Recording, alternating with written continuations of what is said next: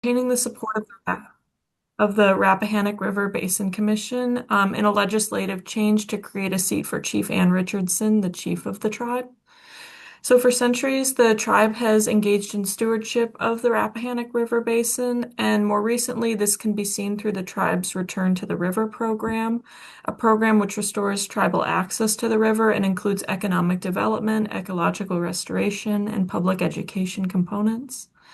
The goal is to steward and restore the land so that it's available for future generations. The tribe has a collaborative spirit, and it's Chief Richardson's belief that when we rise, everyone does. In all of her work, her goal is to lift up those around her as she embarks on environmental stewardship. So, to that end, we see the tribe's admission to the Rappahannock River Basin Commission as an important step to building a collaborative network with other leaders and decision makers in the region. The tribe wishes to meaningfully contribute to the goals of the commission by providing guidance on the stewardship of the basin. And the tribe has a unique perspective on issues affecting the area. We're responsible for caring for the basin and protecting it for our tribal citizens and for future generations. We have insights into important cultural species like river herring, for example, that we would love to bring to the table. We also see this as an incredible opportunity to improve communication and learning with other governments in the area. The tribe is always exploring ways to work with other governments, and this will give us an opportunity to further be informed about issues affecting tribal resources and strengthen our involvement in federal and state consultations. And it will strengthen our ability to provide for our citizens. So that's a little bit about the tribe, but I can answer any questions you all have, or just help with a discussion about the tribe's goals with the Rappahannock River Basin Commission. Uh, Thank you, Alana. I've got a couple, but I want to give other people the opportunity uh, first. And Pat, glad you could join us. Just as an aside, are you time limited? Yeah, good morning. Sorry for being a little late. I'm at a conference, so I'll have to hop out of here. I just wanted to appreciate the tribe for being here represented and wanted to be supportive as possible. Um, uh, Pat, do you, when we get done talking about this topic, I'd like to give you a few minutes to talk about y'all's latest report. So let me know if you're going to run out of time. Yeah, okay. I'll do my best. Thank you. Thanks. Okay. Others with questions for Alana. Oh, Pat, Brent, go ahead. Yeah, I was just wondering if, Alana, can you give a little bit more of a background on where the tribe is located, how many members there are, and some of you all have made some pretty significant accomplishments in the last few years. Could you speak to a few of those accomplishments and maybe bigger picture some of the other types of work that you are working on behalf of the river, whether it be fisheries or land-based? Sure. The tribe is it's pretty spread out along the river. The tribal center is based in King and Queen County, but we do have a lot of land in Richmond County, particularly it's called Fones Cliffs. We just rematriated about 1,400 acres there, and we plan on rematriating about 2,100 acres total. The tribe has about 300 members enrolled. There are a number of members we're still working on enrolling since the tribe was only recently federally recognized in 2018. So we have about 300 registered members, and about half of them are located along the Rappahannock River. So like I mentioned, we've been doing this rematriation effort, which is basically returning land to indigenous stewardship along the Rappahannock River. And that land it was mainly timber that was being the timber industry there. So we're working on restoring that land. We're currently creating plans to restore it. So we've been doing a floristic inventory, a bird inventory to kind of get the baseline conditions down and figure out how we want to restore the land. And a component of that too is bringing in doing a public education component. So we've already been doing a lot of public education, particularly at our Camp Point Creek property. And on that property, we co-manage it with the U.S. Fish and Wildlife Service. And we do a lot of field trips for children in the area, not only tribal citizens, because like I mentioned, it's very important to Chief Ann that everyone in the area benefits from these projects and learns about environmental stewardship. So right now, Phones Cliffs, we're still in the planning phase of that, but we do plan on doing more public education there. We've also been doing a lot of herring restoration work. So Jack Ryan, who's my boss, is the one who's leading that, and he's been working with the Smithsonian on tracking herring populations. And herring is a very important cultural species for the Rappahannock tribe and for other indigenous peoples in Virginia. But the numbers have really decreased over the years. So we're trying to get some baseline data on where those species are at so we can work on restoration efforts along with the Smithsonian to hopefully restore those populations and get them back to some historic levels to make sure that the tribal members can utilize those species. Did I answer all your questions, Brent? Trying to think if I missed anything.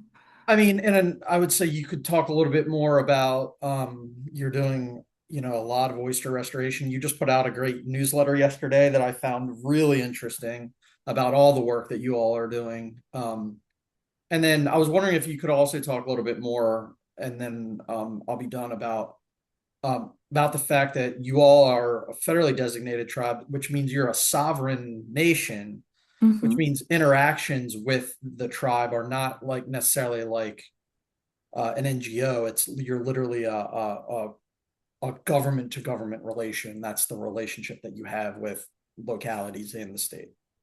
Right. I'll talk about the oysters a little bit first. So we have a 72-acre oyster lease out in Lancaster by Belle Isles State Park.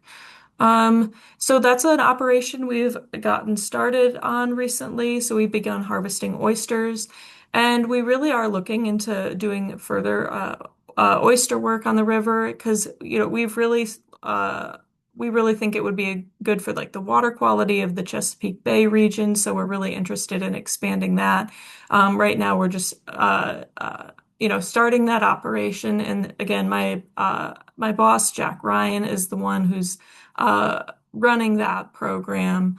And oysters are another economic development strategy, so that's another way that we're, contributing to the economic development of the region as well.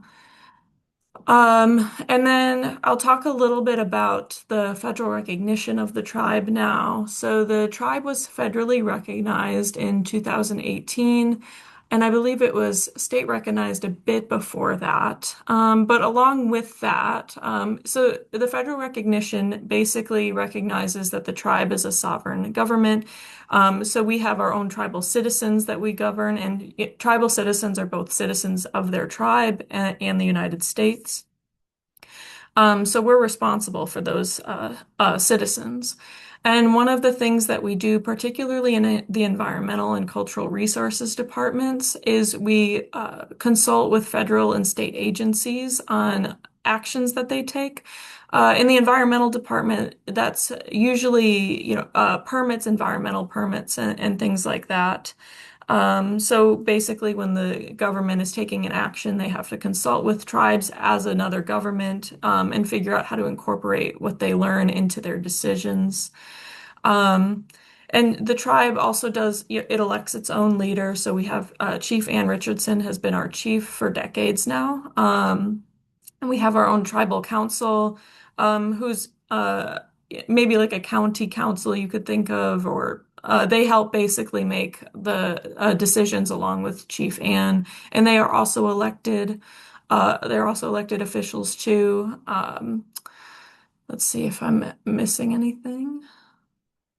I think that's it. Does anyone have any questions about any of those aspects of the tribe? Um, Others with questions?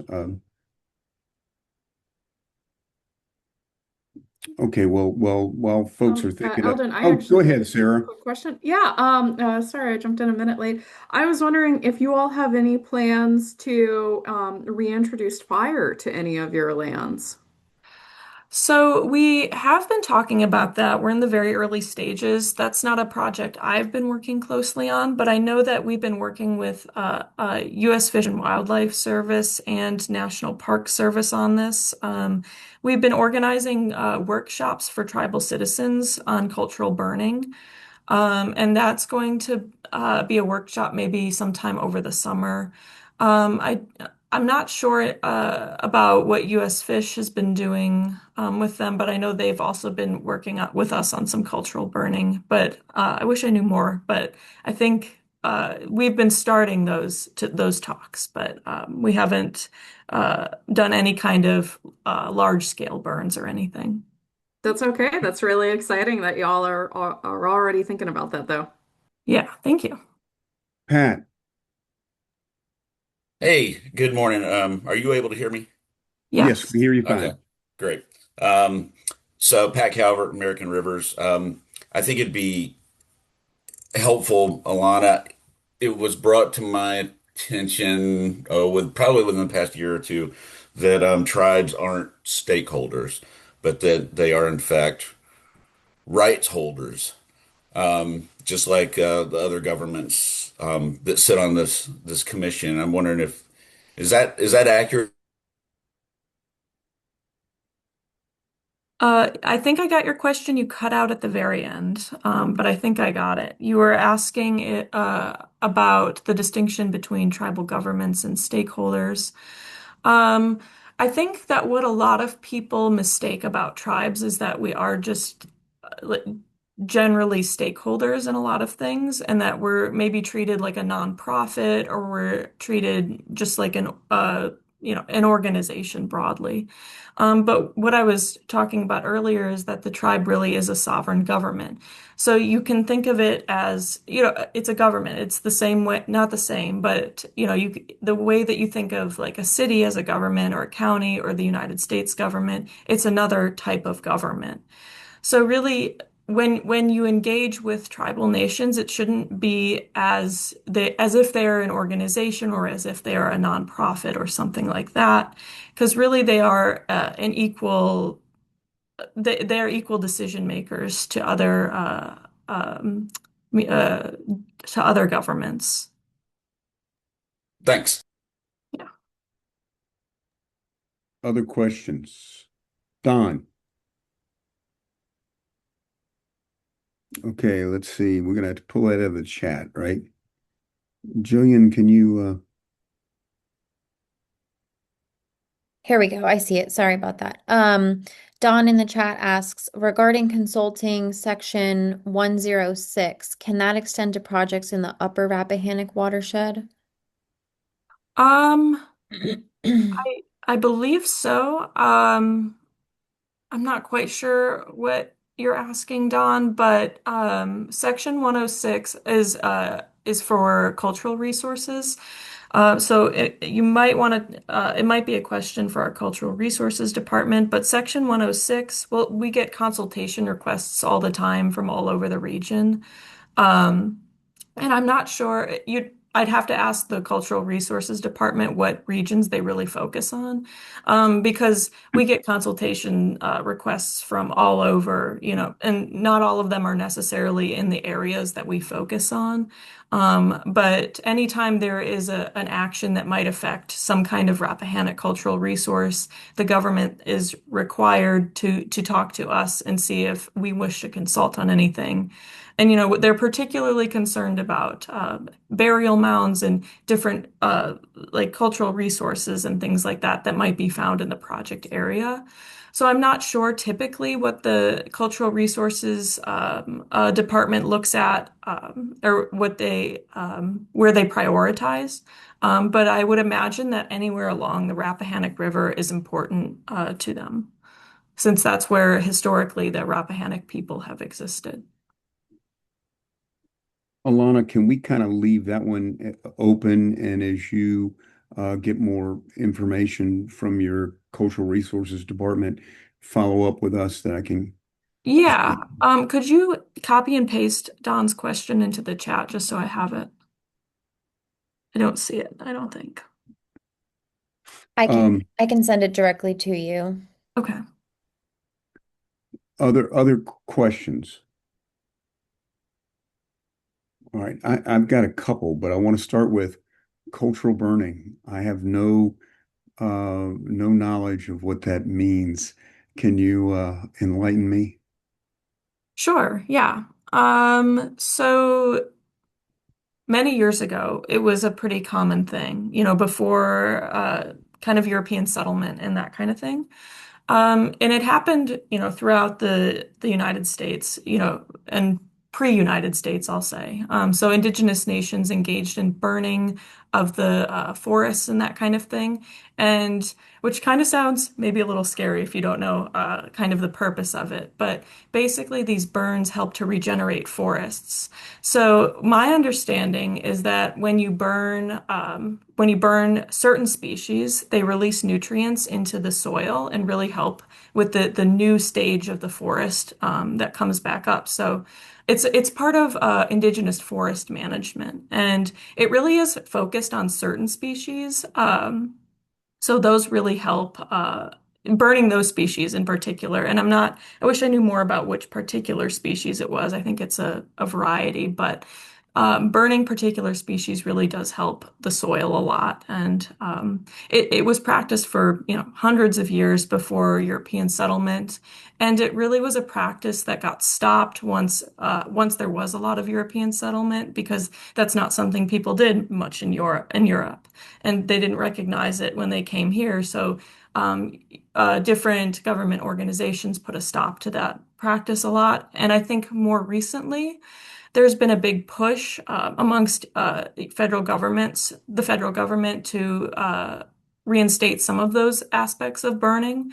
Um, it's not practiced at all at the scale that it used to be, but I think there is far more of a recognition now that the burning really had great impacts on forest land and that kind of thing. So I think we're starting to recognize altogether now that cultural burning is something that's really important and we should be starting to bring back. The question is, how do we do it now? How do we reintroduce people to this idea? And where do we do this? And how do we educate people about it? Because, like I mentioned, saying you're going to, do a burning might scare some people. So you have to make sure that you are educating people on what it is and the benefits that it has. Correct me if I'm wrong. I'm making an assumption, and so I want to test it. I assume that whatever y'all do in that area, you're doing in coordination with the Virginia Department of Forestry. Um, I, to be honest, I am not sure the extent that we've been working on cultural burning. It's not something that our department has been working on. It's very small scale right now, is my understanding. The workshop we're working on creating this workshop, and there's no like large scale plans, but anything that we're doing, my understanding is we've been working with the U.S. Fish and Wildlife Service and National Park Service on it. Okay, thank you. Yeah. Other questions, because I've got a few more, but I don't want to dominate. Okay. Um, you you talked about being uh, your headquarter locations is in King and Queen. Within the federal designation, is there a defined geographic area that is considered the lands of the tribe? And boy, I'm using that term loosely. Right. So really the areas that we focus on are all along the Rappahannock River. Our let me Both below and above the fall line. Mostly below, I Okay. believe. But I will say that our service area, so a service area is a federal government term, but basically tribal citizens who live within the service area can receive services from the tribal government. So Okay. our service area is King and Queen County, Caroline County, Essex County, and King William County. And so but we also, like I mentioned, have land in Richmond County, and we have tribal citizens spread throughout the Rappahannock River Basin. Okay, but your specific defined federal service area is King and Queen, Caroline, Essex, and King William. Yes. Okay. But that doesn't preclude you from activities, travel related activities in other jurisdictions. Again, I'm using terms loosely within the Rappahannock Basin. Yeah, it doesn't because so that's the service area, but we can put land into trust into other counties or in other counties within other areas too. That's just the service area. So if you look at the legislation that was passed to federally recognize the tribes, there's more information in there. That's the Thomasina E. Jordan Act. But basically, that talks about all of the land that could be put into federal trust if that's something the tribe wants to do. But that really gives you an idea of where there's land that the Rappahannock tribe finds important. So that's a lot bigger than the service area. And that's not to say that the tribe intends to like put all this land into trust or anything, but it's just to say that there are plenty more areas where the tribe has important cultural resources. Um, and Brent, I see your hand, but let me do one follow-up. When you are putting land into trust, I assume that is land that is acquired in the marketplace.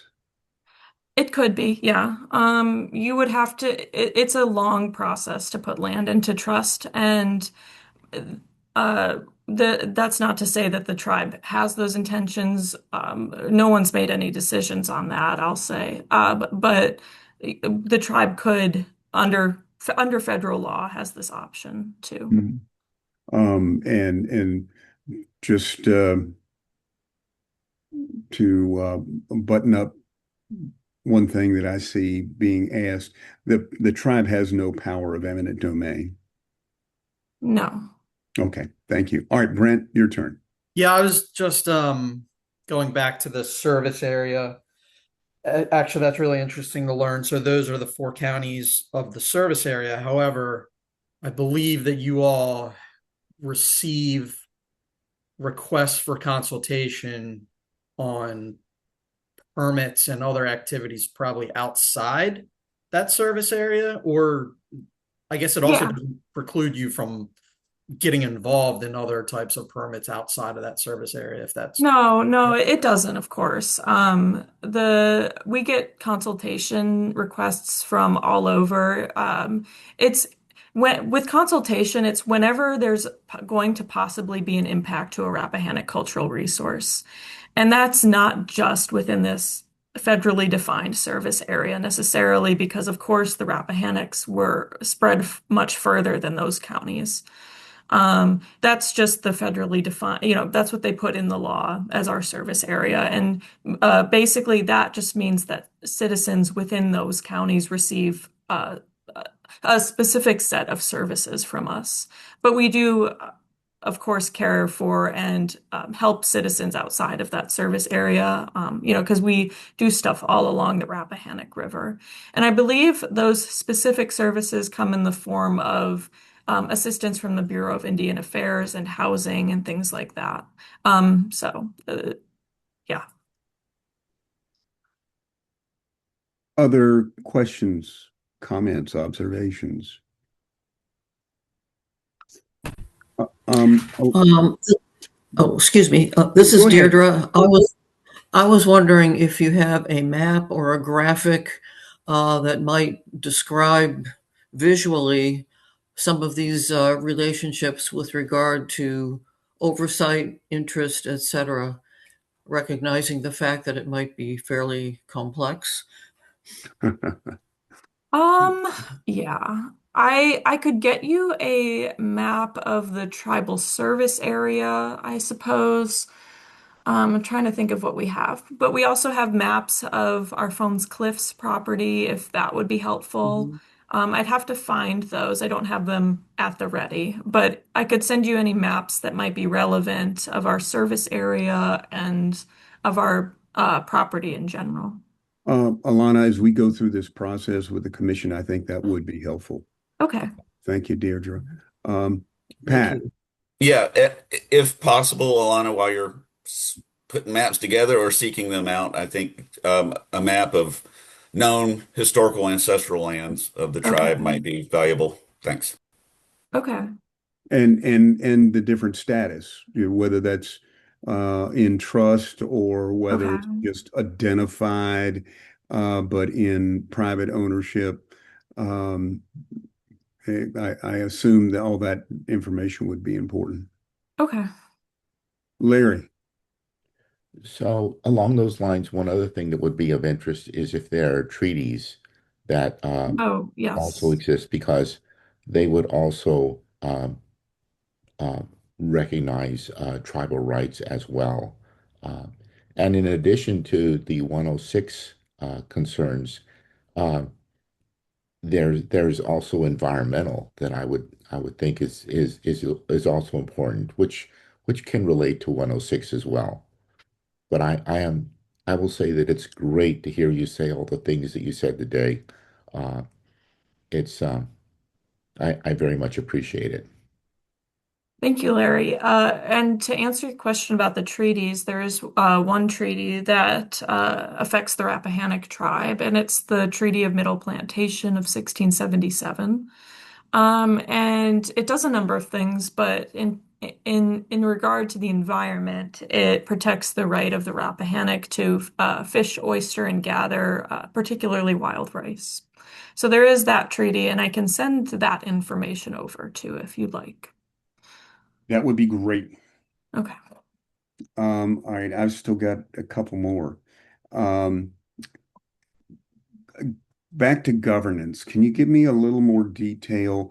There's the chief, there's an assistant chief, Mhm.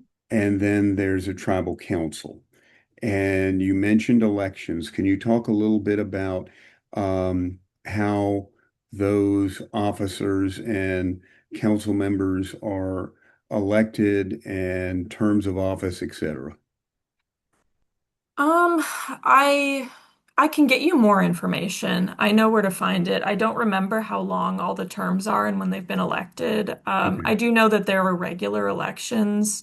I want to, I don't want to guess, but there are set terms and That set that's limits. fine. Yeah, You can assemble it so because that is going to be, I can see members of boards of supervisors wanting to try to see, okay, how is this comparable to a governing body that's already recognized as eligible to be a member of the commission. right. How does our governance relate to your governance? Is there is it really disparate or is it pretty similar?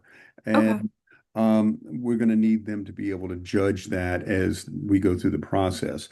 Um, okay, my last question is there uh, a book, a piece of reading or something on about the tribe that folks would find valuable? Um, could you describe a little bit more about what Well, you're has somebody written a book about the history of the Rappahannock Uh, tribe? okay, history. Okay, I could ask we have a tribal historic preservation office that might have some information about any reading that might be helpful. I think a good starting place is that Treaty of Middle Annotation and the Thomasina E. Jordan Act, which, You've already yeah, piqued my interest on that one. Uh, yeah. As far as historical doc readings, though, I'd have to ask Ed Reagan. He's in our yeah, Historic Preservation Office. So I will ask him about any readings that people might find helpful, and he'll definitely have some good information on that. This is the kind of information that I think will be be very important background information for the commission as we move forward. Larry, I see you got your hand up. So one of the things I used to work on when I was at EPA was tribal relations when it came to hazardous waste sites. And the question you're asking, in my opinion, is a complicated one because, as Elena indicated, tribes are sovereign. So they have a status that is similar to that in the United States. It's on a par. Um, and and I think that's why they work with the Fish and Wildlife, for example, as opposed to DEQ. Uh, Okay. and so, but I think that question is one which is complicated because it ideally there should be coordination among all these different entities, but it may be challenging at times to untangle that relationship.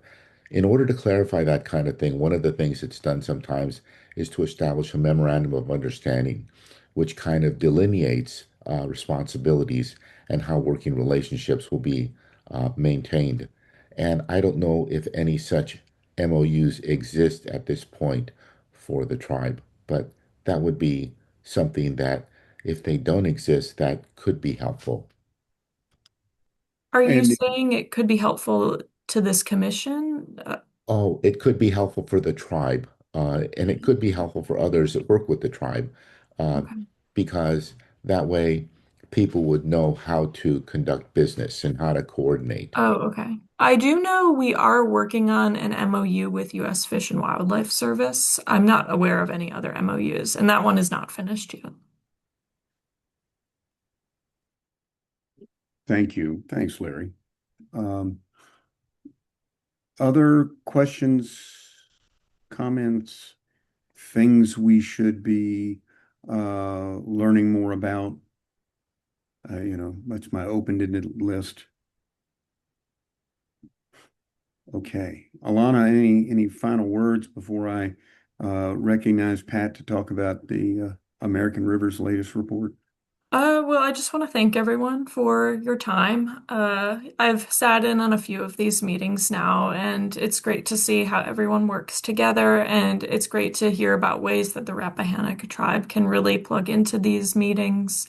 And I know that Chief Richardson is very excited about the possibility of sitting on this on this commission, and just basically getting more collaboration in with other folks in the area, other governments. So I thank you for your time and your questions, and I will get all this information to you as fast as I can. I have to talk to a few people, but I'll get that stuff together for you. And let me know if you have any questions. My email is I think in Eldon's big emails that he sends out. Eldon, you're on mute. Thank you.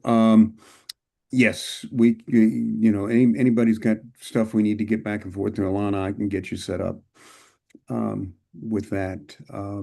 Thank you, Alana, very much. Appreciate it. And this conversation will be continuing. Pat, tell us what's happening. Oh, good morning. Pat Calvert again, American Rivers. Thanks, Eldon, for giving me a couple of minutes here. Remember last year, Friends of the Rappahannock tribe and American Rivers engaged in naming a campaign to name the Rappahannock as one of the 10 most endangered rivers of 2025. Um, and I'm going to hand it over to put Brent on the spot to discuss kind of what came out of that. I think we made and he's rolling as he's thinking what I'm asking about. I think out of the General Assembly session, I'm going to hand it to him in a second. But I'm gonna have to roll off here. But we just released our 2026 Most Endangered Rivers report. The the reasoning behind the 2025 designation and listing of the Rappahannock was in large part due to the interbasin transport of water to be used to cool data centers. sending Rappahannock water to the York system. And I think we made some pretty strong progress on that. There was still a transfer of water, but the cooling water for data centers was carved out of that permit. So localities, communities are still able to get water, but there wasn't an allotment for cooling water purposes. It was actually excluded explicitly from that permit, which I think was a pretty major win. I want to appreciate those who were supportive of that. The 2026 Most Endangered Rivers Report, number one river is the Potomac.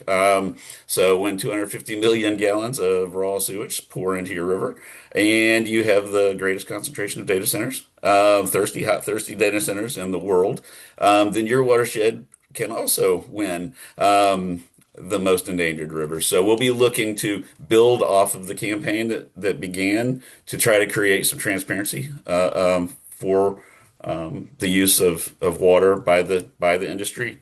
And to hold them to account and to instead of doing it in a very piecemeal fashion of considering the impacts of these to do a full cumulative review both in Virginia and as well as Maryland since they both impact the Rappahannock I'm sorry the Potomac.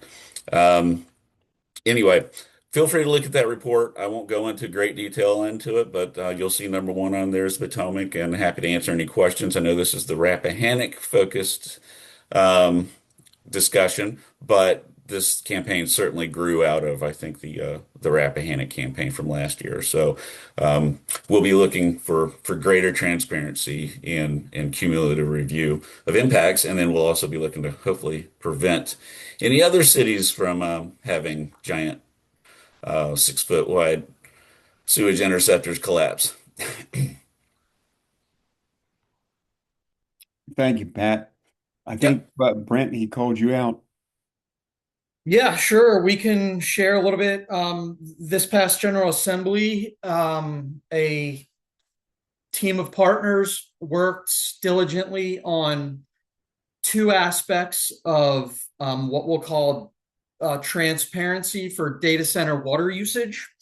Um, we worked on the front end, which would try and make sure that estimated water usage is disclosed at the time of site submissions for data center projects, and that that water use numbers could not be redacted in associated water and wastewater service agreements.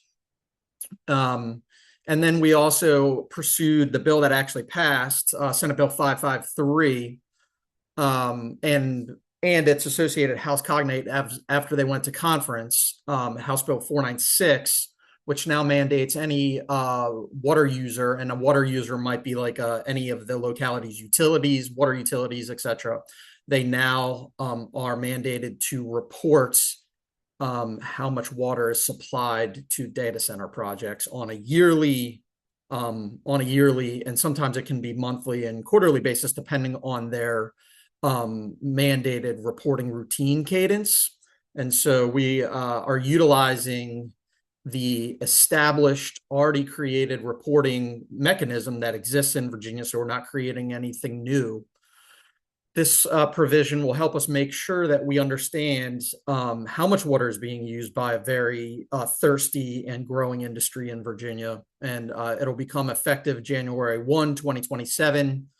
And we have been told by DEQ that they plan on creating a forward-facing public portal that we will be able to see, not necessarily in real time, but with a 2-week delay maybe, as those numbers are reported, so that we can click on that. And our hope is, obviously, transparency is really important, but also these numbers will be really important as we move towards the creation of these water supply plans, regional water supply plans that are due in 2029.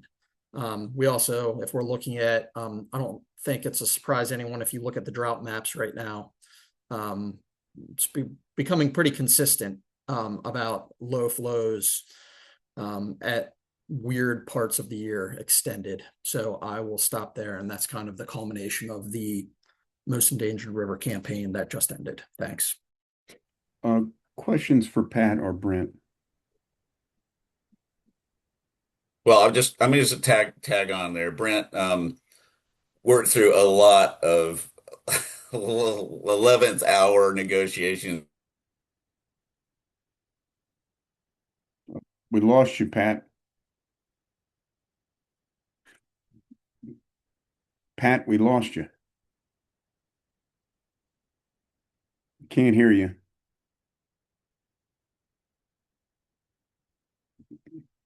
Okay.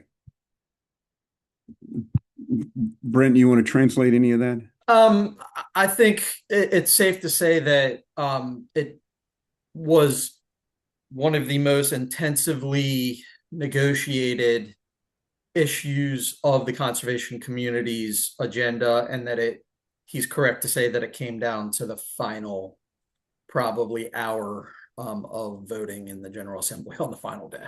So, Well, good enough. And I take it there were no governor's recommended amendments to that, were there? there were not. Okay. It signed as is. Okay. All right. Very good. Congratulations. Um,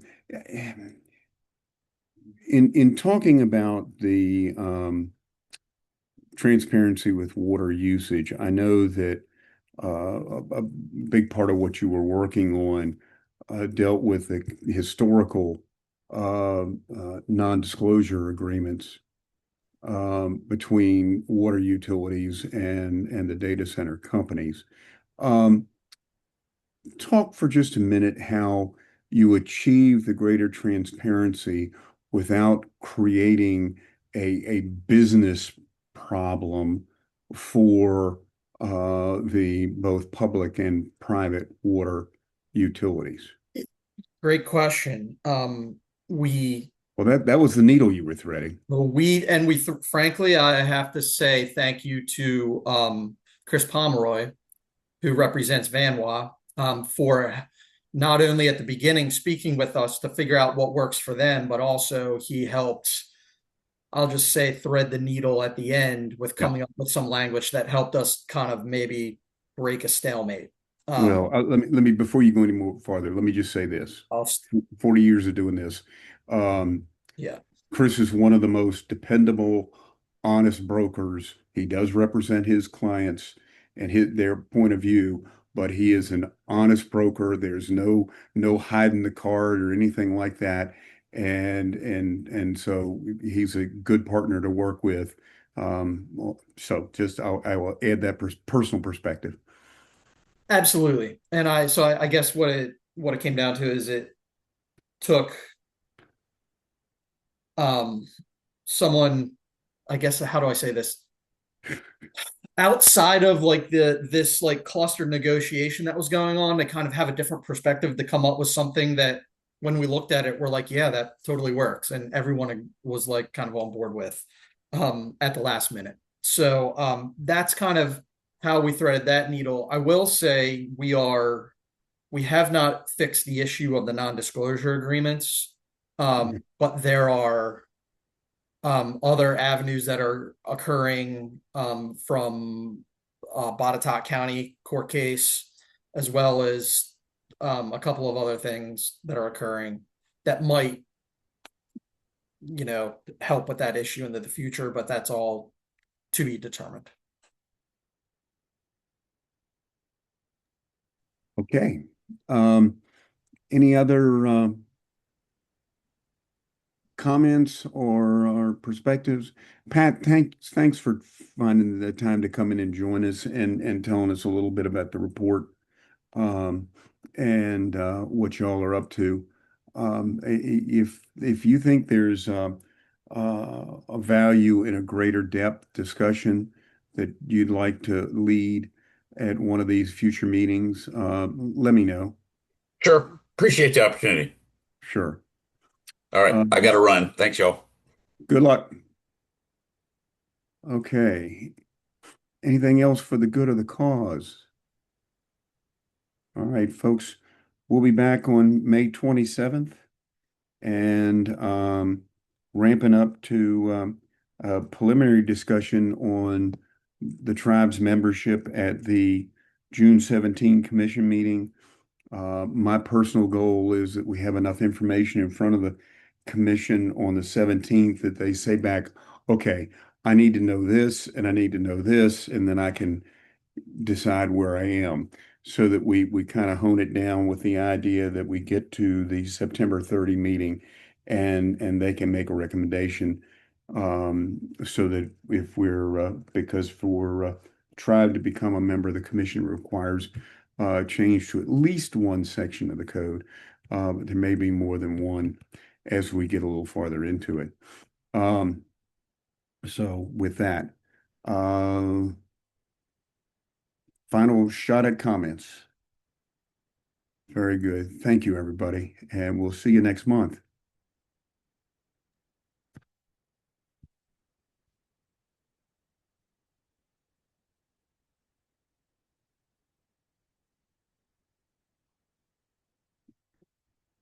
You good to go? Yep. All That was a right. good conversation. It was a good conversation. Um, Time to walk away and do something else, and we'll worry about this after Okay. with the rest of this week. All right. Cool. Thanks. Bye. Thank you. Bye.